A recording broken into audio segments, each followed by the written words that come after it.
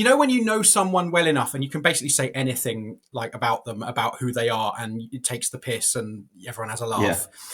Obviously, I don't know you, Jonty, so I was trying to work out whether I could get away with talking about how we've broken our podcast rule about having no white South Africans on the podcast. I think that's very fair. I think from my vibe, you can see that's fine. No, I always tell people don't trust white South Africans. For the most part, they're dickheads. Yeah. Right. And it's, we like it because as white British people, it's like the one ethnicity we're like, I know, they might be worse than us. Legitimately. Okay, I met a white South African at church, and it was the best experience. I was there, and it was a few weeks after some kind of, it was like the coronation or Remembrance Sunday or something, just where I was just like, ugh, you people. And it was the bombing of Gaza had been going on for a few months, and some lovely Ghanaian woman stood up and prayed for your people, Israel only. And I was like, oh, babe, no. And it was so enraging. And I'd been wearing my Palestine t-shirt to church like every week, and it was dirty this time. So I was wearing my Karl Marx t-shirt. And a lady, when you do the turning around to kind of greet people, and I met this kind of lady and her husband, quite elderly, and she was like, I'm interested in your shirt. What is that? And I was just like, oh, that's Karl Marx. And then her husband, who is quite elderly, was like, I love your shirt. And I was like, do you know who it is? Is what I'm thinking. Like, She's like, you must come and talk to us after the service because you seem to be an interesting person if you're wearing that shirt. And I was like, here you go. I'm not going to get shouted at. I went back. He's a South African. He was on Robben Island in prison because he was part of the struggle against apartheid, communist, and had become a Christian like 2 years before or something. Wow. And was just pleased to see another, Marxist in the auditorium, because not a lot of them at Hillsong, I'm gonna say. But it does sound like you're building a communist cell out of Hillsong, which is quite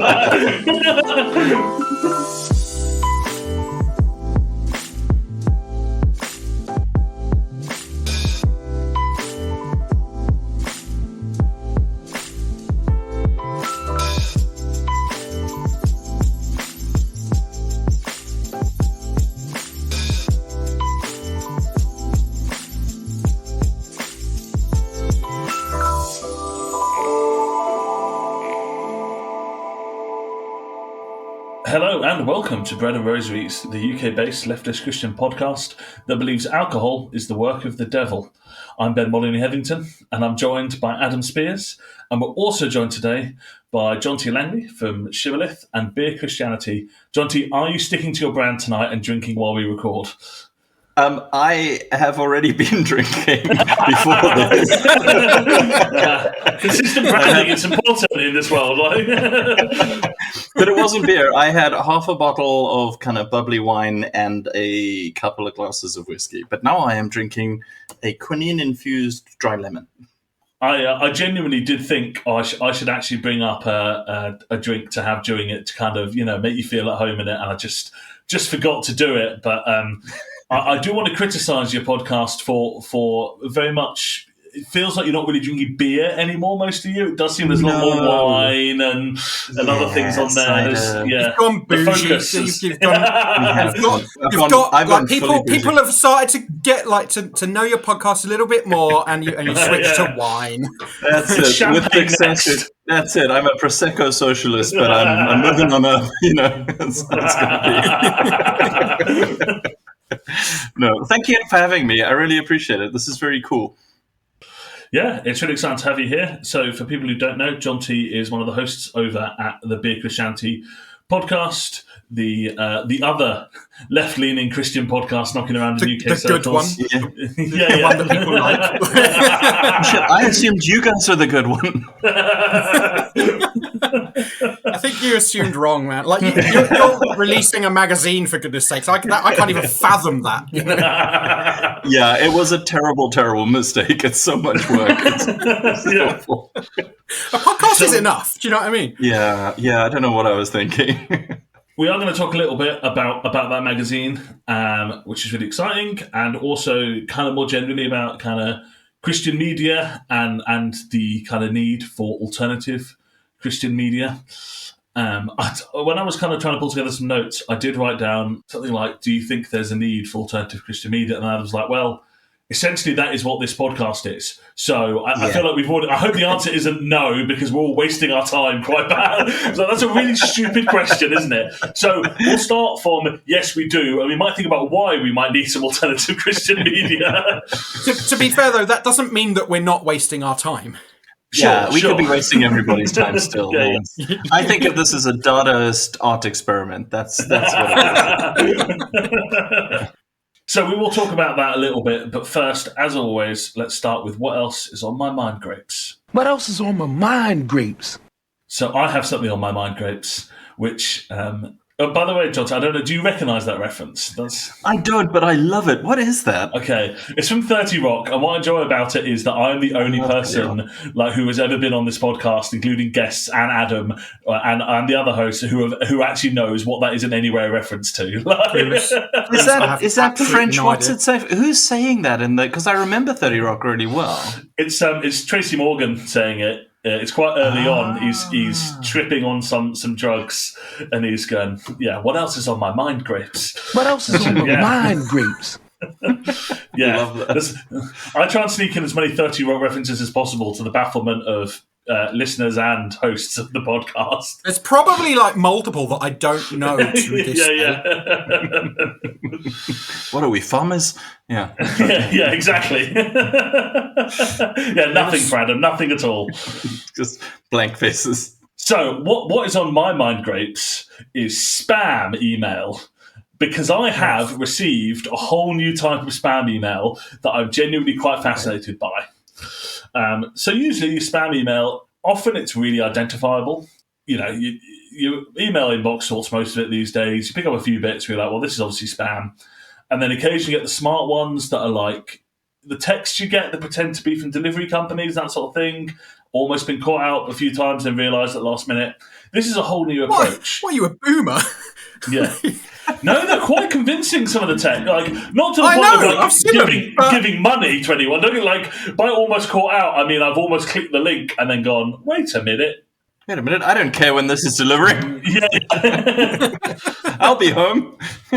I received a whole new, different type of spam email, which is an email from medium.com, which is like an online blogging and kind of email newsletter site, telling me that someone, who I won't name, has signed my email address up as a subscriber to their newsletter. And I went, I don't know who this person is. Why have they got me or whatever? And I started getting emails from this person. The first email I got was entitled, "What is spirituality?" The last thing he searched on his phone. Then I got, "I have nothing to tell, nothing to sell, just to be." And I suspect he might have something to sell. I'll get onto it. But it's absolutely fascinating because it is proper, like, spirituality, blogging, like, very, like, kind of mystical, looking for people like spiritual seeking. You know, we spend most of our waking life in the idea of living a life, and in sleep, dream and fantasize life. We are longing for milestones and achievements.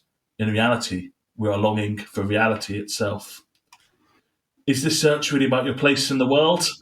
Or is it about the world within yourself? That's beautiful, man. This is the kind of shit that my uncle would put on Facebook. Oh, yeah. And at that point, it cuts off because you've got to be a paid subscriber to read the second half of all these posts.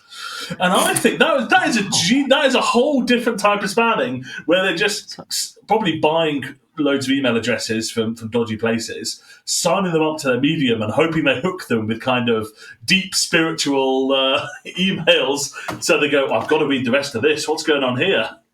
So where do you get these email addresses? Because I got a magazine to sell, see, and I just need to... Everyone says this dark web is so easy to access, but I don't know where it is. I don't know. Yeah. Maybe I'm a boomer. Yeah. And for the intelligence officer listening to this, I also don't know how to access the dark web. So let's just put that very clearly on there. Certainly never bought drugs off there. Moving swiftly onwards. But yeah, I was fascinated by this. Like, clearly, like, aiming. I've never seen a spam aimed at people who are like, have spiritual seeking that. This is essentially like the logic of some kind of hardcore evangelism, street preaching stuff, door knocking, but like for a new digital age, plus Yeah. properly spamming people. Like, I'm fascinated by this approach.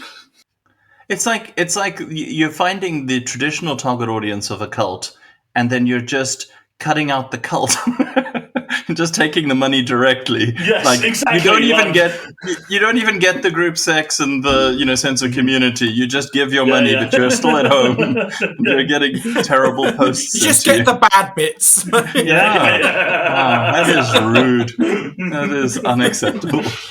Yeah, I thought it was fascinating because, like, we often talk about the way that, like, spirituality and stuff is sold out to capitalism, but this was like a really, like, direct, like, this is not a subtle way that we've got spiritual stuff being used for the ends of capitalism. It is very clearly spiritual stuff to try and scam you out your money. The only difference between that and some cults and possibly some churches is the amount of steps involved between those things. Like, talking of scamming people out of their money, Bread and Rosaries has a shop. So if you want to buy your merch, So, shall we talk a little bit about shibboleth, or should I say sibboleth? I'm not sure. You can say it how you like. That's the point, I guess. So, why don't you give us a bit of background, Jonty, on how shibboleth has come about? So I used to work for a Christian charity where I headed up some writers and designers and did a bunch of comm stuff, and we put out a bunch of different magazines and publications, and I ended up kind of managing editing a bunch of them, but edited one called Mission Catalyst, and just really enjoyed getting different essays written on a topic and making the cover funny, or that was my favorite thing, was if I made the cover funny or clever, then I'd be like, oh, that's cool. Really enjoyed it, and ended up doing quite a lot of freelance writing for various magazines and newspapers and stuff like that. So a lot of the kind of Christian press. I was the weekly news communist for the Baptist Times, so that's what one letter said. Amazing. And a lot of hate mail, and I you're doing something right. Absolutely, and I was a kind of dialer lefty. I'm still kind of a dialer lefty on some of the Christian publications, and then do some kind of straight journalism, a lot of opinion stuff.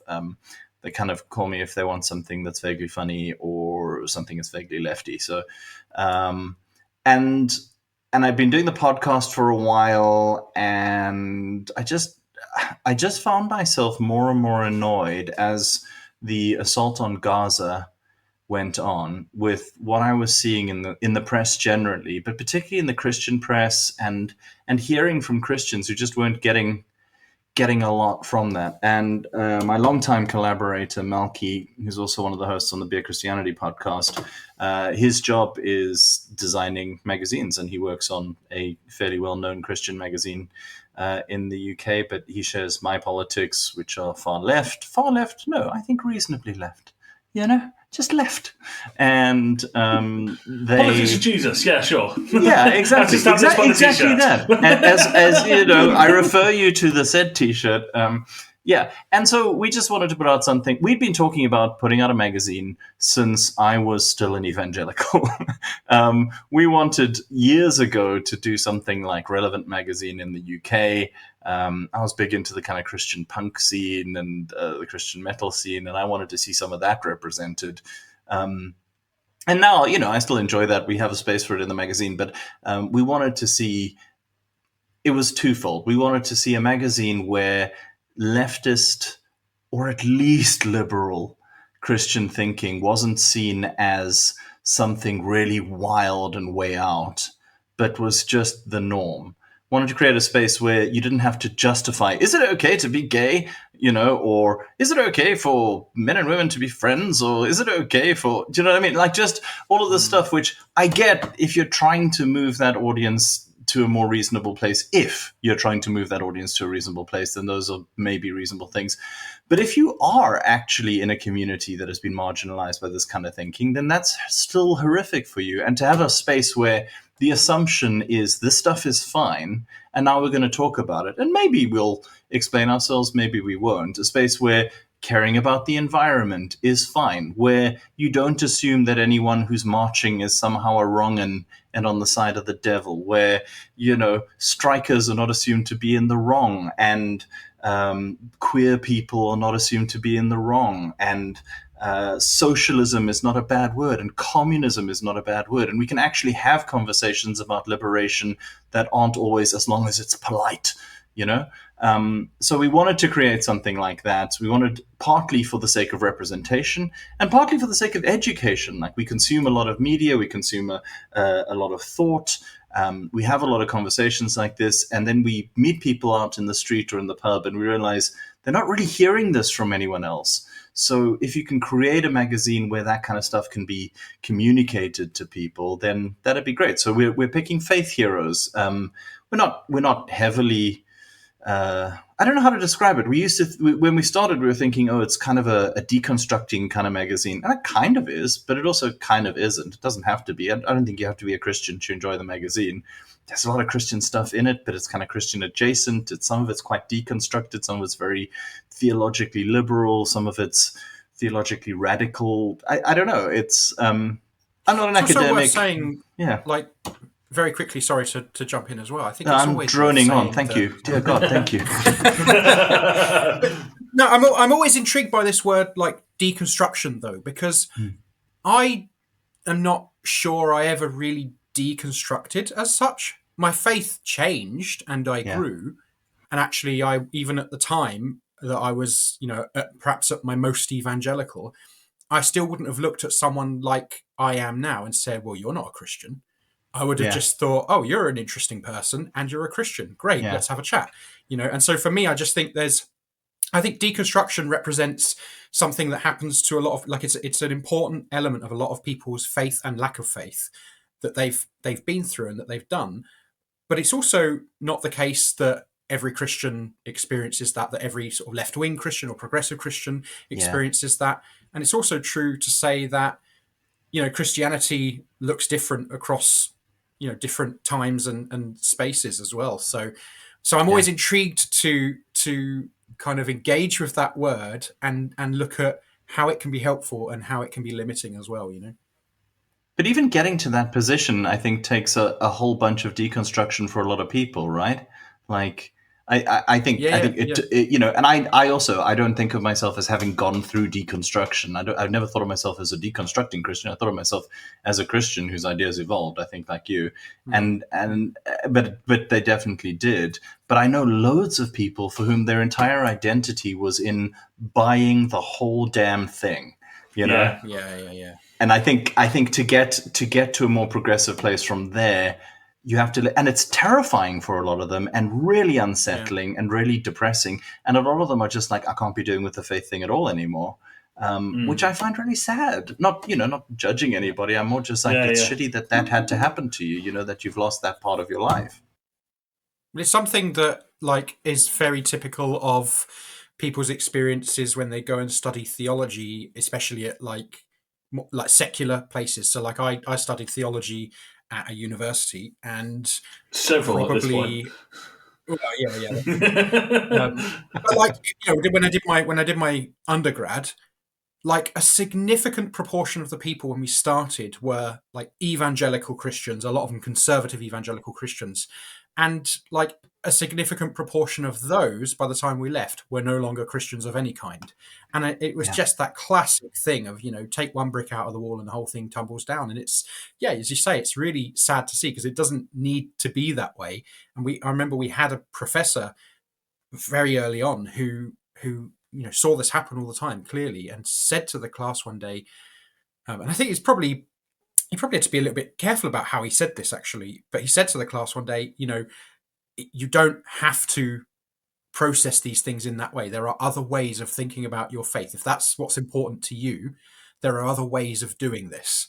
And I thought that was great. I mean, I think I was quite lucky in a sense, because I started that course when I was 24, had already dealt with a lot of that stuff.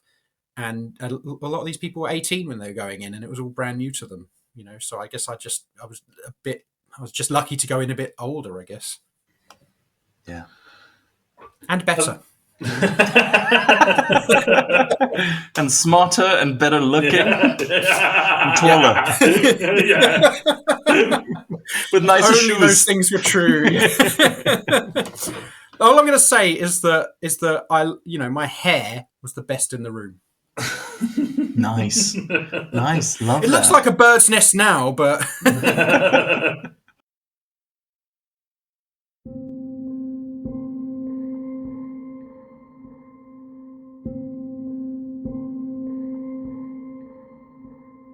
Whilst a fragile ceasefire seems to be holding in Gaza, the struggle for a free Palestine is far from over. Violence in the West Bank, Israeli bans on aid agencies, and American imperialism are just a few of the threats to the safety and flourishing of Palestinian communities. We are daily inspired by the determination, steadfastness, and persistence of Palestinians. Christians for Palestine continues to organise a Christian presence at the national marches for Palestine, as well as working locally in grassroots movements for change. Follow us on Facebook and Instagram, or email christiansforpalestineuk@gmail.com to get involved.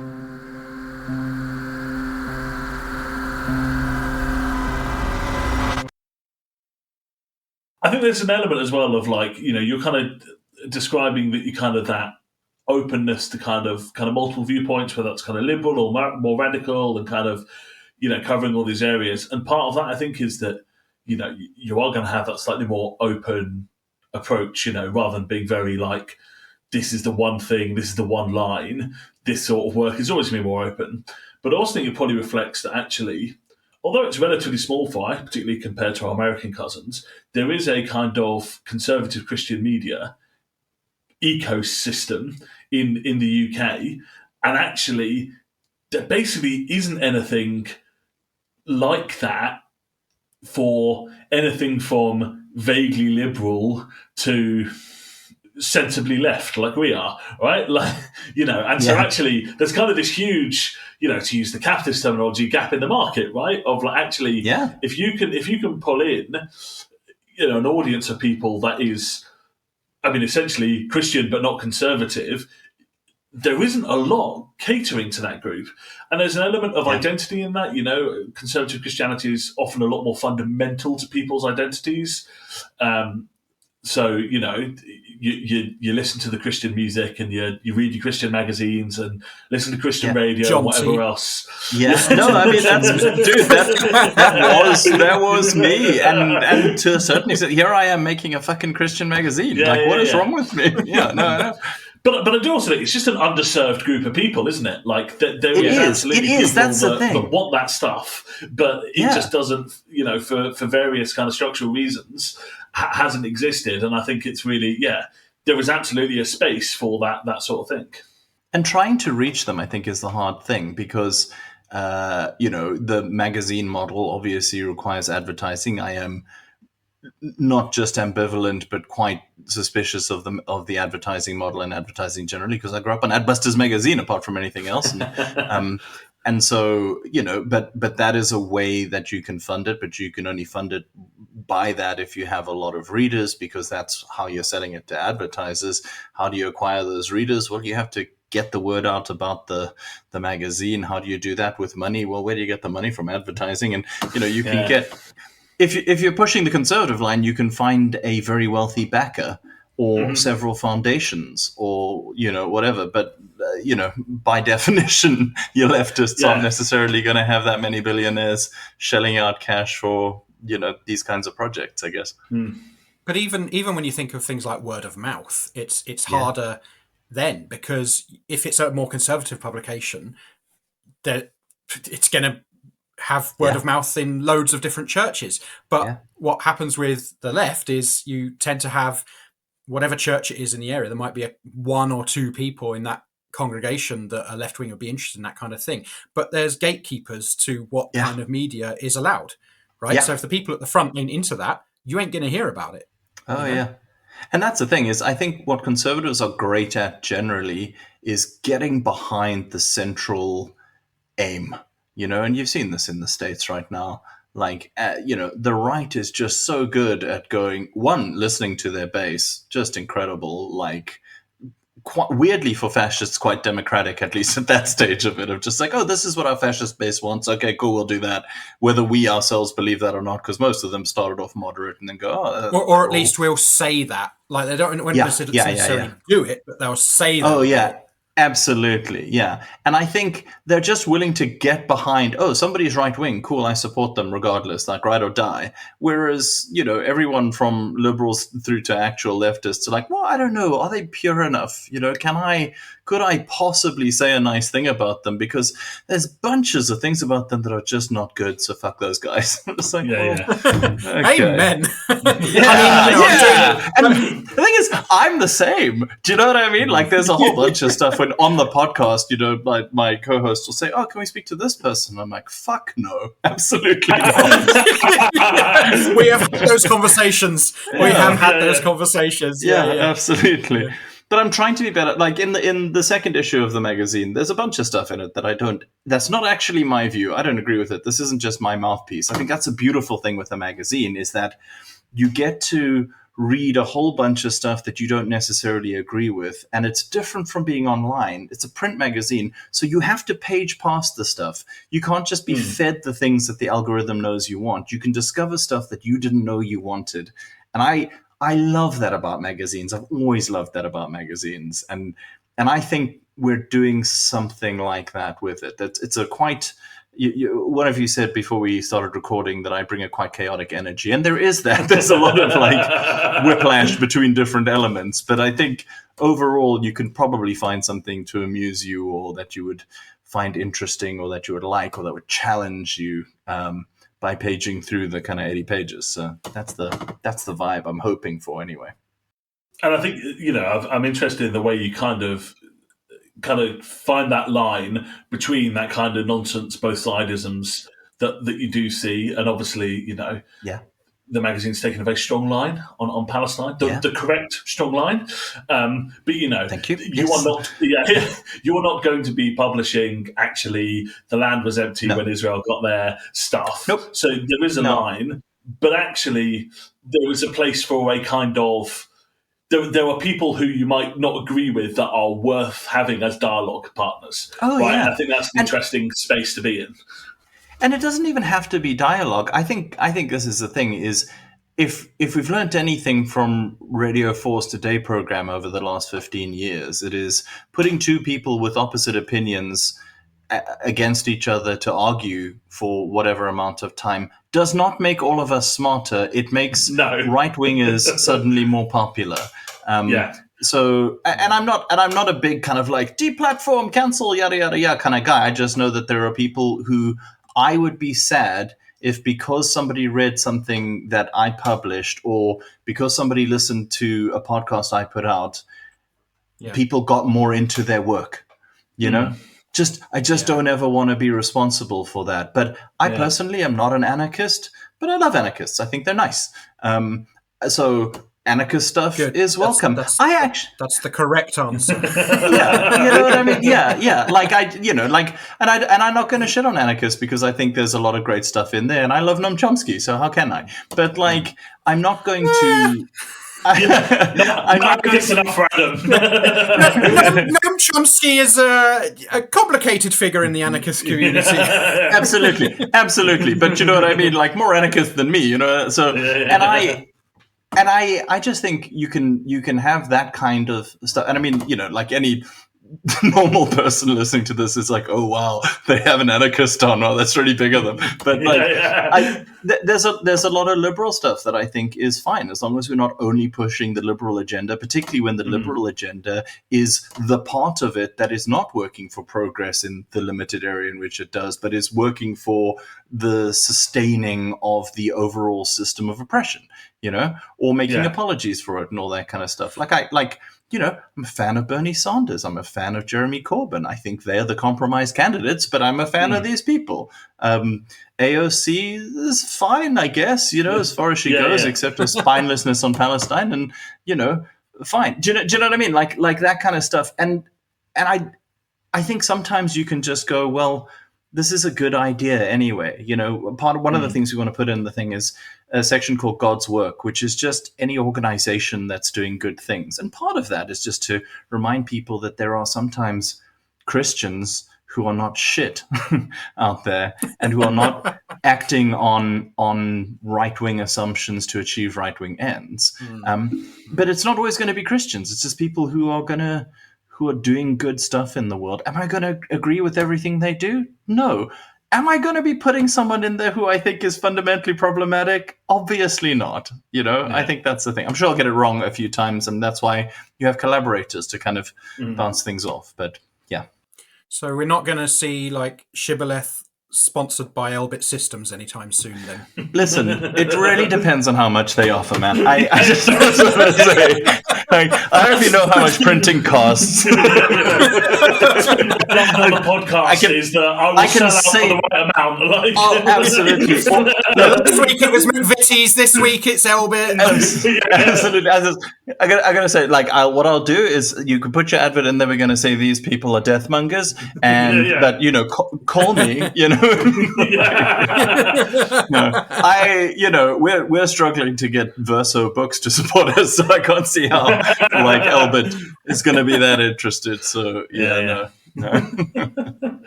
It is interesting though. We kind of take quite a non-sectarian approach, and Adam and I started this podcast a number of years ago, and the joke has always been that we are allies and comrades until after the revolution, when we will turn on each other like dogs. Great. So it's an anarchist and a communist then. That's good. I like that. Exactly. Yeah. But actually, there is no, Trotskyist scum. Actually, and even liberals. We talked about this before, but genuine, honest to God liberals are in real short supply, because actually, the people who call themselves liberals are a lot of them are quite anti-trans. A lot of them are not holding the line on basic liberal principles. Even on Israel-Palestine, actually, if you're talking a liberal approach, historically, there was at least some level of not radical anti-colonialism, but certainly a willingness to accept colonialism as a bad thing.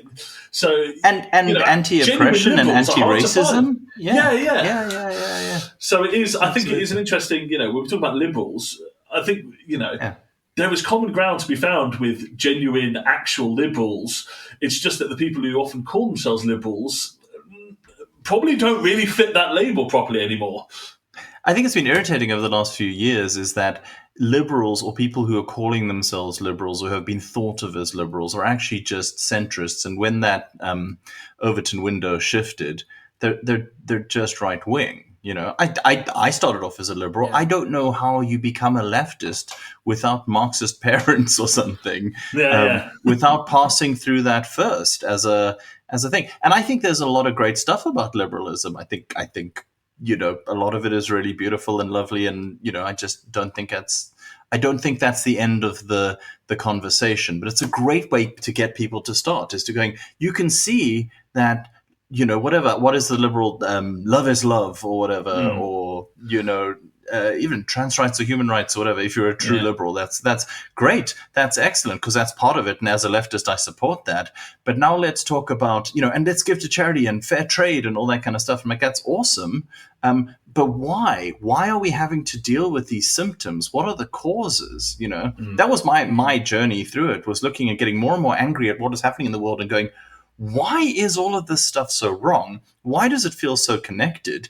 And then you just hear leftist voices analyzing it, and you go, oh shit, I think it's capitalism. I think it's white supremacy. I think it's patriarchy. I think it's heteronormativity, whatever. And you don't have to start there for me to respect you. You just have to be willing to hear, And I think we've got a great potential audience in Christians if we can not put them off by how much of a prick one tends to become when one understands how it works. It's hard though. It's genuinely It's so hard. I see liberals how liberals will often describe leftists, which is sounds nice, but it doesn't work in the real world. Like, it's genuinely like that. But in theory, That's how I see not- liberalism. yeah. Like, that is a fair enraging. description of liberalism to me. Like, it's Yeah, a lovely idea, but exactly. it doesn't work out, Exactly. does it? Like, Capitalism's a lovely idea in theory, but it doesn't account for human nature, which needs to be forced to share. I think sometimes we can forget on the left that pretty much every modern Western leftist ideology grew out of liberalism. Right? Yeah. Historically speaking, that's where it came from. And I think, we've moved past there and we're better for it, I think. Sure. But that is where it came from. And that means that there's a seed there that I think we can go back to and hopefully grow again, as you say, if we can get over being such pricks to people, which is that's hard it. because It is hard. because and I forget that all the time because I've got certain liberal friends and acquaintances who I find so fucking annoying. Of course. If they didn't keep on becoming the head of the Labour fucking party, I would probably be more tolerant generally about it. But I think it's that thing of liberals, and are they even liberals or are they polite conservatives masquerading as the heads of left-leaning or leftist movements? I think that is the thing that has pushed a lot of us over the edge.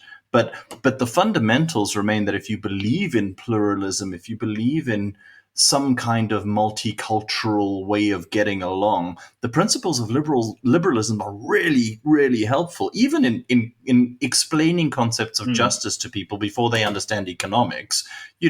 Chuck in some John Rawls and say, hey, if you were going to be born and you didn't know what position in society you were going to be born, where would, how would you like that society to be, constructed? That's a great way in to help people understand this stuff. We don't have to be sanctimonious pricks about it, because I think there's enough of that on the right. There's enough of it in this new Victorianism in young, like, liberals and younger generations as well. Like, we don't have to add to that. We can try and the revolution with dancing. You know what I mean? Yeah, absolutely. I hate dancing, so Put that man against the wall. it's something about dancing rubs up against my autistic sensibilities, and I just can't deal with it. Oh, wow. Yeah. See, my ADHD self probably feels happiest if I'm dancing to a song that I like, because then I'm doing more than one thing at a time. That's quite lovely. So, yeah. I sort of get it, right? So, like, I'm ADHD and autistic, right? Okay. So it's like there's a battle in my head, and which one's going to win out in any moment is who knows? Yeah. But so there's a part of me, like, I don't quite understand dancing, but I quite like it when other people dance. Yeah. Yeah. Because I can see that they're having fun and good for them, Yeah. Well, I is part of the autistic thing, because I never know if I just have never been diagnosed, or if I've just been masking for so long or whatever, or if I just want to identify with everyone, so I have to check if I'm autistic as well. I know whenever I'm dancing, it was like when I was walking when I was younger. I was like, am I doing this right? You know what I mean? Even now when I'm walking, I'm like, are my arms and legs moving the way a person's arms and legs should move? Just fundamentally uncomfortable in every situation. Yeah. Yes. Hence the drinking. Right. We will return to talk a little bit more about alternative Christian media and Shibboleth in a minute. But Adam, I believe you have a Saint of the Week for us. Saint of the Week. I actually have 2 Saints of the Week for you this week. Well, keep one for next time. We always struggle to find them. Well, no, because they have to go together, I'm afraid. They have to go together because they are a married couple. And I know that people have independent lives. Yeah, exactly. Oh, well, the patriarchy is strong on this podcast. What the hell, man? So I'm going to talk about 2 people. Now, I'm probably going to say their names wrong, and I apologize for that. We've got Dorothy, I think, Polchau. I think that's how you say it. It's Poelchau. And Harold Polchau. And they were German Christian socialists in the resistance movement during the Third Reich. I really like them because when you hear about them, have you ever heard about them? By the way, have you ever heard their names? No, So never they're heard of not them. very well known. There's not a whole lot about them in English. I had to find articles in German about them, and there weren't many of them either. But they managed to survive the war. They were not caught, but they were active in the resistance movement. Dorothy, I'll start with her because her husband Harold is a little bit more well known. So a lot of her work was supporting what he did out in the world, so to speak. But what she was really good at was actually taking in Jewish people and sheltering them in her home until they moved on to the next place, and taking care of them, cooking for them, and hiding them. And she also used to cook meals to give to her husband, who would then take them to people hiding in other places, and also to people in the prison that he worked in. So he was not a screw. He was not a prison officer. He was a chaplain. And he was actually, I think, the first Christian minister employed by the Nazi regime. So he himself was not a Nazi. He was opposed to the Nazi regime from the start. Both of them were. But he used his position to shelter Jewish people, to pass messages along, that kind of thing. So if he had got caught, he definitely would have swung for it or something else. Apart from passing on letters and so on from within the prison, obviously part of his thing was accompanying people on their final moments. And a lot of them were friends of his who he knew through the resistance. And I can only assume had to pretend that he didn't know them through the resistance. And so he was there praying with them and being with them during those final moments.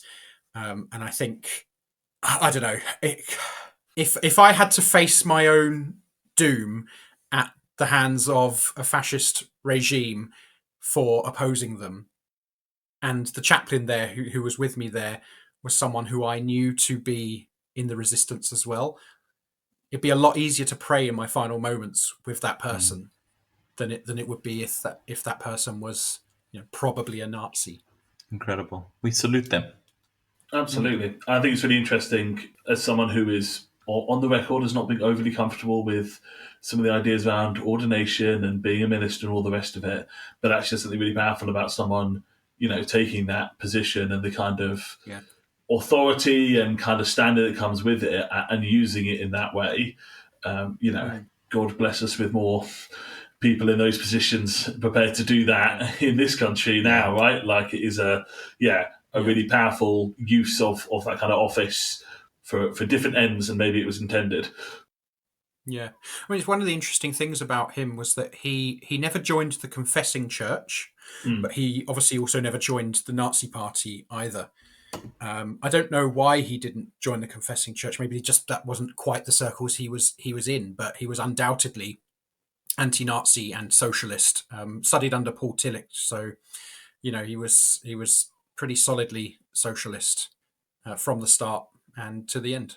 So, and there's something just so incredibly powerful about people who will be alongside folks as they die in a gentle way, in an accompanying way, in a praying with them or holding their hand. I think of hospice workers and people in hospitals who manage to somehow in all of that find a way beyond the kind of procedural and remember the human and the fear that's always involved in that and the aloneness, and to stand alongside somebody like that, I think is to be Jesus to them. Hey. Yeah. And I couldn't do it. I'd be terrible at it, honestly. So I'm always amazed when I see people who are able to do that. Yeah, I think I'd be in bits all the time. Yeah, absolutely. I mean, I'm in bits all the time just considering the amount of suffering that there is in the world, which is objectively insane because what are you going to do about it? Man, sometimes it's so overwhelming to remember how much loneliness and fear and physical pain is being experienced. I mean, I that's partly why we're politically where we are, is because we want to reduce the amount of that. But there'll still be that, like, I think the most misquoted or misrepresented verse is the one where Jesus says there'll be poor with you always. And so then, you have this thing of like, so you don't need to worry about it because, it's kind of the way it's meant to be, which is, I think, so misrepresenting what it is. It's more just like, you can so easily be overwhelmed and burnt out, and you could have the perfect economic system and people are still going to get cancer, and people are still going to die of old age, and that's still terrifying and horrifying, and almost like there will be suffering. You're going to have to learn to be cool with it as you try and work to reduce it. I think is such a beautiful tension if we can get it right. I haven't, but it would be nice. Yeah. It's that verse and the give unto Caesar verse, I think, that are the two for me that just people get wrong all the time, and I'm just like, no, this is not justifying imperialism. Okay, this is not. Jesus was not pro-Roman. Jesus the collaborator. No. Well, it's like that great call and response that you have in every church, where as soon as the verse about sell all you have and give it to the poor is read, then the pastor has to say, obviously that doesn't apply to us. That's just always like that's the rule. Like that's not for today. It's not for everyone. I heard someone preach once, and it was amazing because they were so close. It was a fairly sort of, I'd say, lefty liberal kind of sermon, and they almost preached about how terrible capitalism was. But before they said the word capitalism, they used the words like rapacious, or it was like words that were qualifiers for it. So it's like, we're not saying that all capitalism is bad. Yes. I think that might have been the very word, actually. Yeah, they like saying that. Yeah. And I later found out that person, I like this person, but we had a conversation about landlords at one point, and it's like, I see. Again, that's one of those things that it's hard for people to get their head around, but you can get them there. It just takes a while, because that whole thing about it's harder to imagine the end of the world than the end of capitalism. There's some structures in our lives that it just feels you've been taught for such a long time. This is how it works. This is like weather. This is just a natural phenomenon. This is just how it is. And to kind of break it down for people. Again, I think liberalism is a great way to start. It's just not, it's not where you end, hopefully, change the structures. Speaking of economic structures, I am interested to talk a little bit about, I guess, the kind of financial situation that kind of small alternative Christian media like Shibboleth, like Big Christianity, and us as well are kind of in. We kind of touched on this a little bit earlier, but the reality is there isn't big money funding behind this sort of stuff. As you said, there's not a lot of leftist billionaires for obvious reasons. And I don't know if either of you kind of ever come across or read G's magazine, which came out the States. Sorry, say the name again? G's magazine. That's Geez. No, but great name. Yeah, I think I've heard of it. So they did some really good stuff, and I think the tagline was something like "contemplative Christian resistance" or something like that. It's just kind of tie in with kind of Christianity, but activist politics and also art and contemplative stuff. Beautiful magazine, always paper magazine, and it sounds a bit woke to me, to be honest. And it was American. It had a much bigger audience, much bigger circulation than you could get there. But it folded because it just couldn't. And they kind of said we couldn't keep doing the quality that we wanted with the money that we had, and we'd rather kind of step away.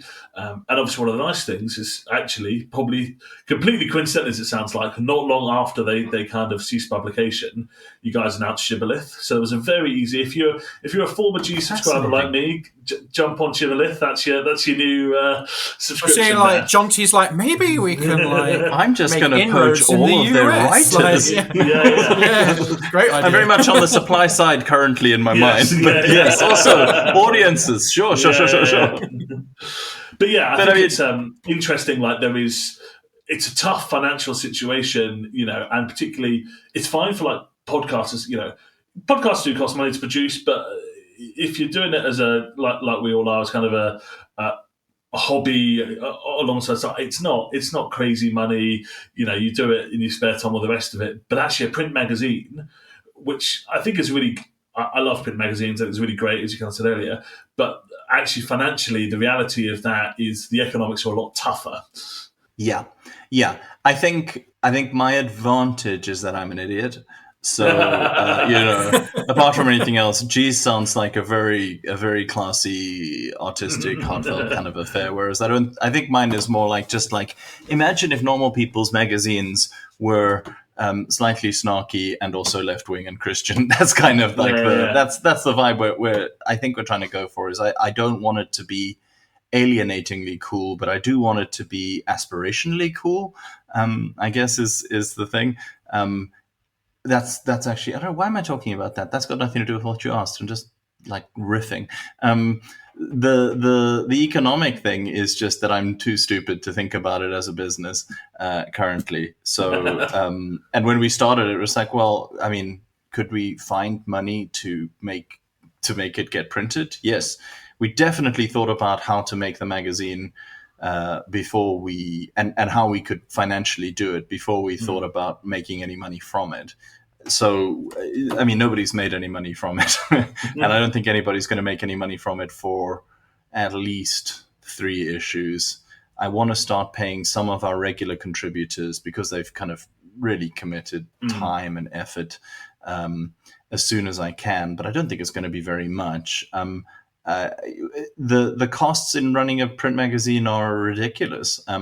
So I think there's a reason why so many print publications have closed down, but I don't think it's as simple as you can't run a business based on print. I think you can't run a mass media business based on print anymore. I don't think it's possible, not under capitalism. Especially where we've got to in capitalism, it's just impossible to. The margins have to be so tiny in order to make it so. Yeah. But I think for boutique magazines, it's probably never been a better time. There are more spaces for niche magazines than I think there have ever been.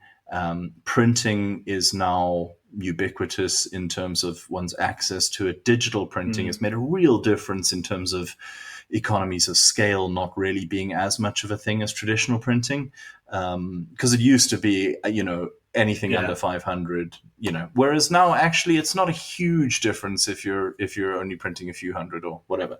So I think our aim is that we'd like to get paid a little bit for doing it at some point. We'd love this to be our jobs, but we will need to have a lot more readers in order to do that. And then what will happen is we'll start paying contributors first, and then, I'll probably be the last person to get paid, but ideally, that won't take too long, because it's so much work, but it's just worth doing. And what we've said to ourselves is we're going to do it, 5 issues, see where we are, see if we can, because we have brought in money. It's just you're paying insurance, which if you're saying the things we're saying, you do need. An accountant, hosting fees, buying photographs. It's just, and then the print costs, and then you want to do cool things like make it free UK postage, but it's not free postage. We're paying for the postage out of what you pay for the magazine. So all of that so that you can build up an audience that hopefully like the magazine enough to keep on subscribing and become big enough so that it makes sense for people to advertise in the magazine. And we've had some real help. Greenbelt Festival paid for the printing of the first issue entirely. They offered to do that before seeing the issue, which I think is just incredible of them. And I think they like the vision of what we're trying to do with the magazine, and also our vision of making the magazine a node in this kind of ecosystem of progressive, leftist, liberal, deconstructing Christians. Of like, I've always thought this, it's like the reason why goth still exists is a thing, right? If it was just the Sisters of Mercy and Bauhaus, that wouldn't be enough. But the fact that there's a constellation of bands, and there's a fashion thing, and it's attached to certain kind of dark romantic literature. And you know what I mean? And then you've got a scene of record labels and a scene of clubs and then emulators and stuff like that. I think if you can have a number of nodes, there's got to be a critical mass where it stops being a once a year festival that you go to and you feel transformed by attending, and then that's it. Or a magazine you read 5 times a year, or a podcast you listen to every couple of weeks. You know what I mean? Like, if we can start having a kind of ecosystem where people can feel at home, not to create a Christian bubble, but more to create a place where we are co-fertilizing, where we are co-inspiring. I hate the term co-creating, so I won't say that, but, at least helping each other out. I think that's something that's worth working towards. This is why I love connecting with you guys, because again, you've got your audience as well. And it's like, and if we can connect each other, I think we'll be stronger, because part of the problem is that you feel like you're the only one. I speak to so many people who, when I've written a column in whatever magazine, and they've been like, I felt so alone until I read this thing, because this is exactly how I feel. And the number of people who have come to us about the podcast, who have come to us about the magazine already and said, it's so nice not to feel like I'm alone, or like I'm so at odds with the entire world. This is part of why we give an LGBTQ plus Christian an opportunity to tell their faith story, or why we cover a church that is actually inclusive, is just to show we're not alone. It's okay. There is some hope. It's a hell of a struggle, but there's something to. I'm not talking about the economics of a magazine anymore, am I? No. But I think you're absolutely right. Actually, it's really, really important that there is a kind of that the ecosystem's a really good word, isn't it? Like, and that's why we obviously got you on here. I want to kind of plug the magazine, and there's an element people might think, well, aren't you like competing or whatever? And on one level, for you to be competing, there's got to be actual money available for any of this, which Indeed, what are we competing for, you guys?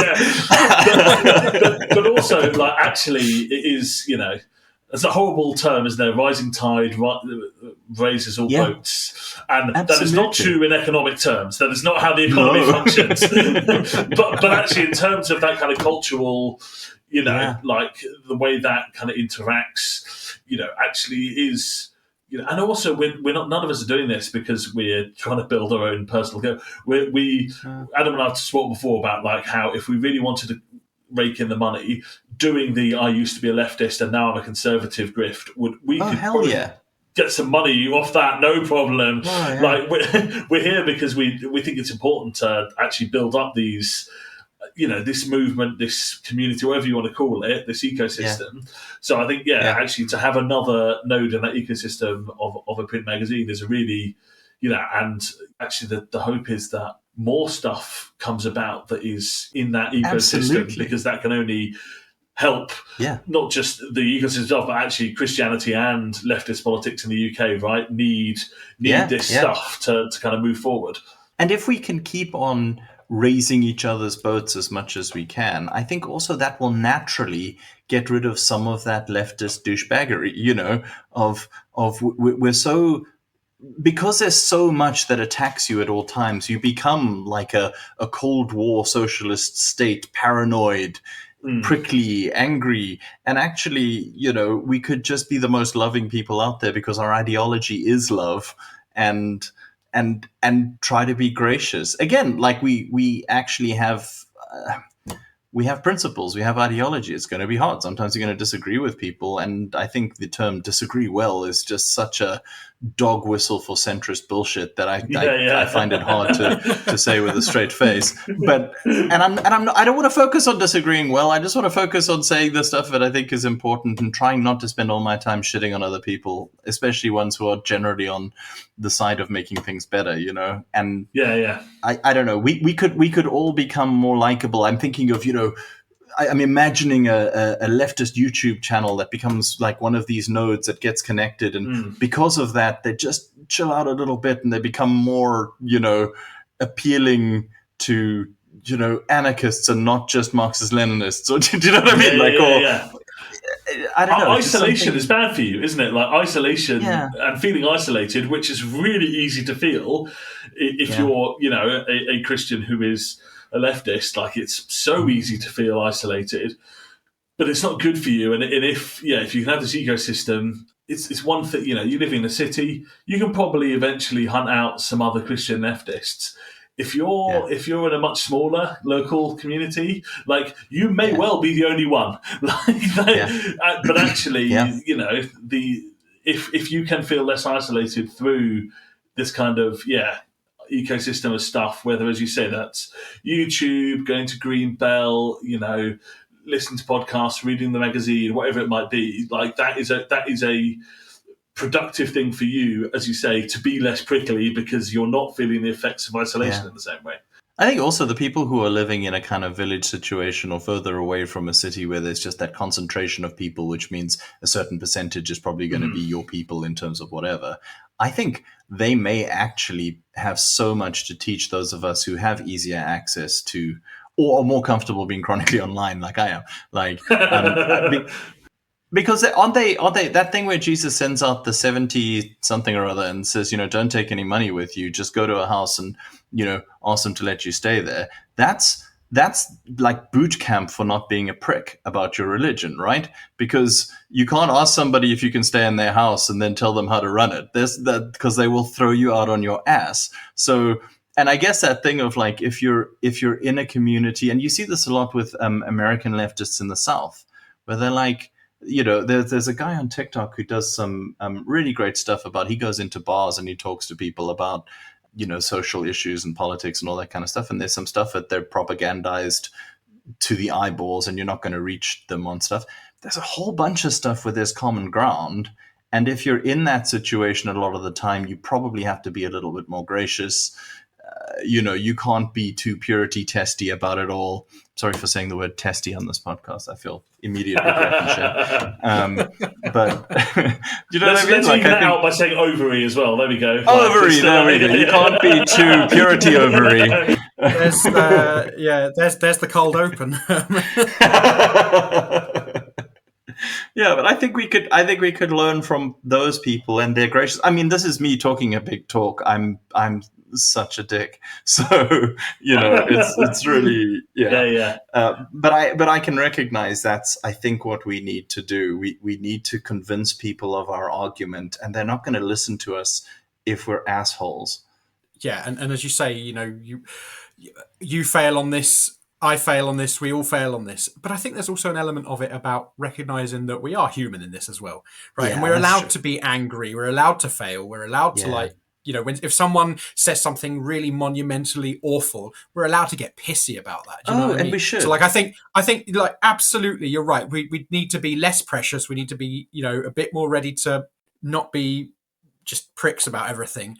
But at the same time, like for me, I've always kind of tried to, and I fail massively as well, but I've always tried to tread that line where I say, well, I don't have to agree with these people on everything, and there are going to be some things that I really disagree with them on.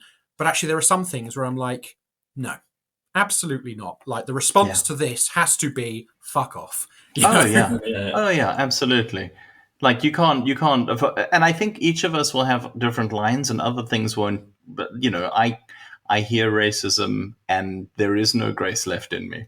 But I think where I could probably learn, and I think that's important. That's the lesson of Black Lives Matter, right? Is that white people in private need to be calling each other out. You can't just, for the sake of not making things weird, I'm going to, you can't still be part of the problem knowing what we all know, But I think there's a thing of when someone's really trying and they use the wrong word, like, maybe listen to their intent rather than policing the detail of their expression of it, and we may get a little bit further.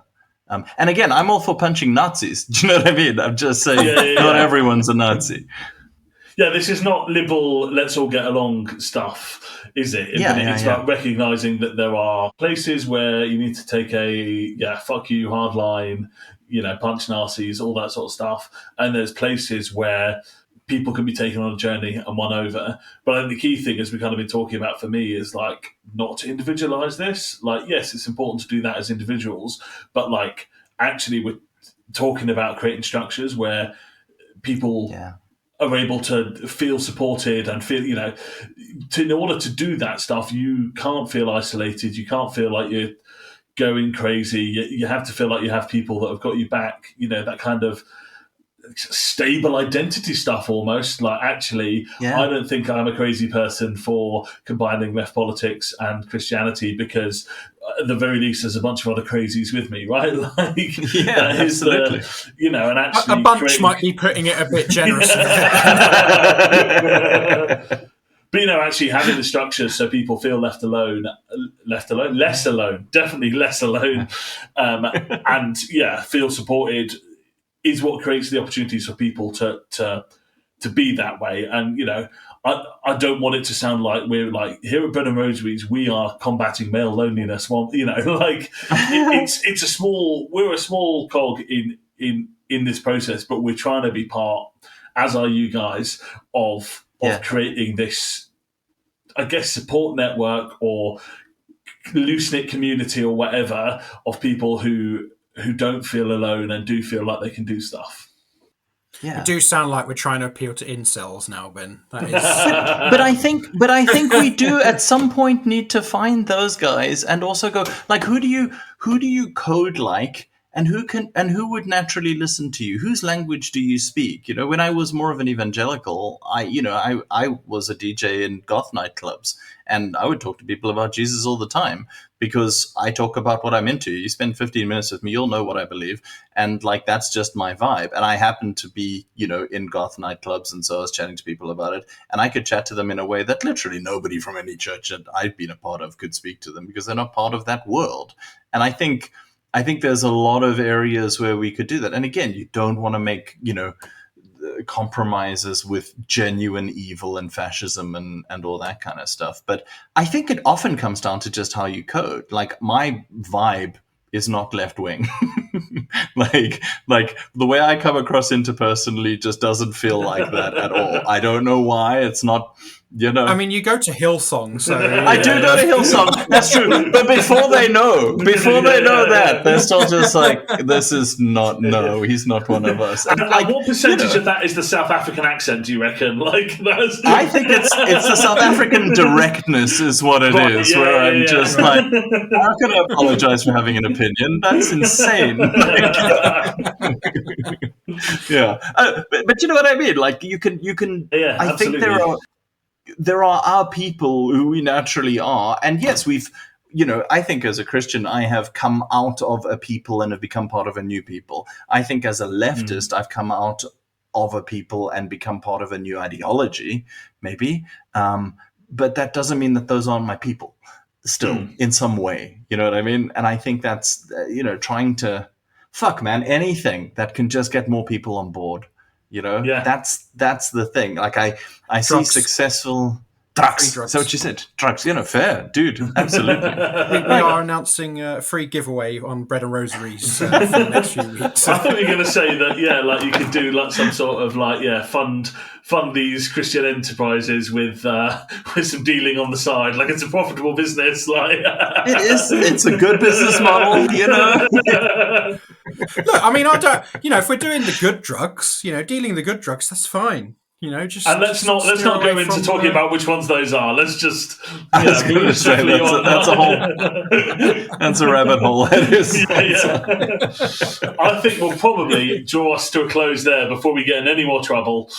Jonty, why don't you tell everyone where they can find Shibboleth Magazine and how to kind of get hold of it? Sure. So it's shibbolethmag.com, and you can just Google Shibboleth. We write it with the H in a set of parentheses because we are pretentious, is what we are. But also on the website, you can read about why we call it that and what that's all about. We have a kind of design thing that goes along with that. But shibbolethmag.com. And wait, is it shibbolethmag.com? I'm suddenly now doubting my entire self. It is. Oh, is it? Okay, cool. Thank you so much, because otherwise I will never live that down. And you can buy a single issue. You can buy a subscription to 5 issues, including back issues if you want. You should get the first one. It's cool. You can even give us a gift. Some people have done that, which is rad, and then we'll put your name in the magazine. check out the magazine. I think you'll like it. I think if you're listening to this podcast, Yeah. I think you'll like it. I don't think you're going to agree with everything. I don't think we're going to get it right all the time. You must understand, if you write us a letter correcting us on something like that, I won't care, but you are welcome to write, and we'll publish your letter and everything. So yeah, but check it out.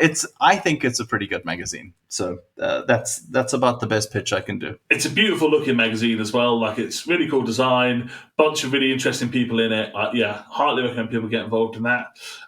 You also, as we kind of mentioned on the Beer Christianity podcast, I am a Beer Christianity listener, so I can say Excellent. that it is well worth listening to. Yes, really interesting stuff. You get some great guests, and if you want a podcast with a slightly more drunk vibe than this one, then I think that is very fair.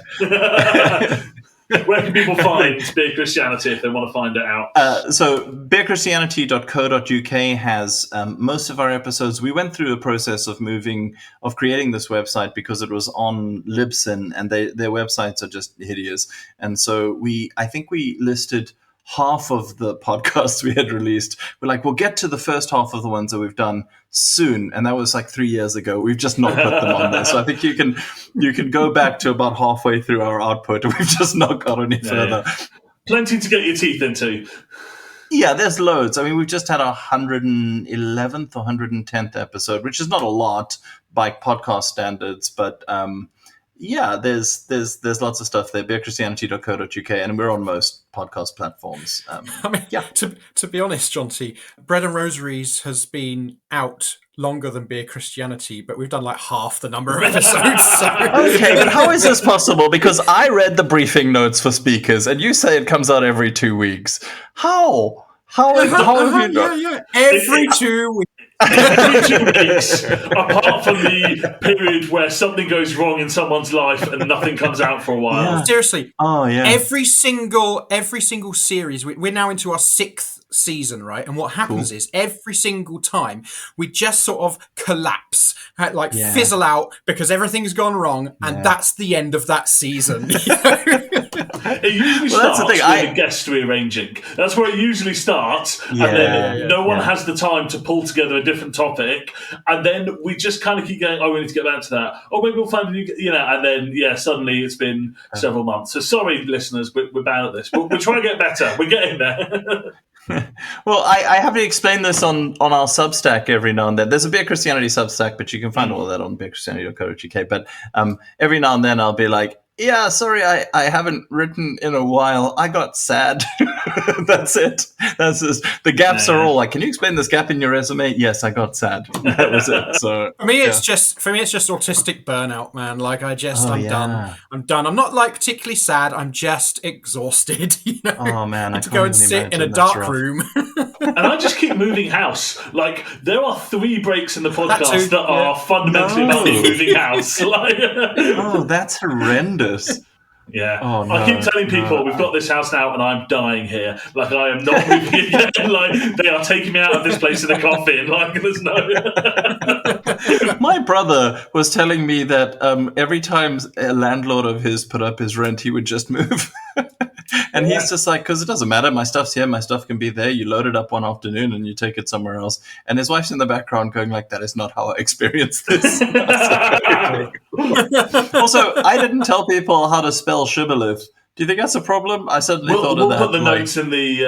Okay, cool. That's right. I mean, spell it here anyway, and I'll like slip it into the podcast. It'll be fun. Okay, SHIBBOLETH is how you spell it. Shibboleth mag, M-A-G. And you had to concentrate so hard to get the spelling right there, didn't you? I could see it. Dude, you have no idea. So yeah, go and check out both Shibboleth and Beer Christianity. Fantastic stuff. If you would like to get in touch with Bread and Rosaries, all our contact details on breadandrosaries.com. We do like to hear from people, suggestions, ideas, feedback, and any criticism of Adam and Adam only is all very welcome.